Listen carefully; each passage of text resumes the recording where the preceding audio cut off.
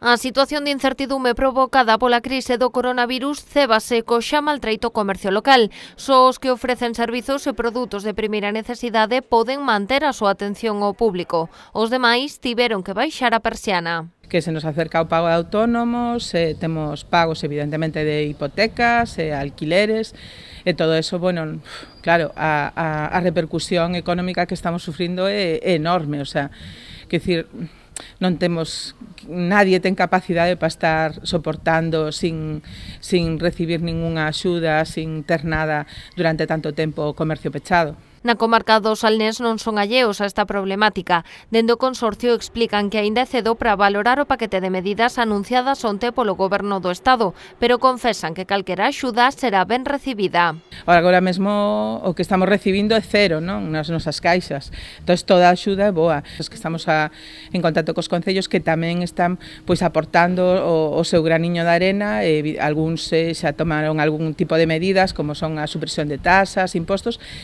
E tamén estamos en contacto ca Dirección Xeral de Comercio, que tamén vai a poñer en estos días algún tipo tamén de axudas. A pesares de que as grandes plataformas de internet manteñen a súa venda online, Rocío Louzán cree que mercar tampouco é unha prioridade para os clientes nestes momentos, máis aló dos produtos de primeira necesidade. Creen que a incertidume vai contraer o consumo. Esperamos que a cidadanía, despois de todo isto que está pasando, vexa o que realmente a veces nos queremos decir nas nosas campañas de publicidade cando decimos que o comercio é todo, non? Pois simplemente salir á rúa en algún momento a comprar ao supermercado e ves as calles vacías completamente.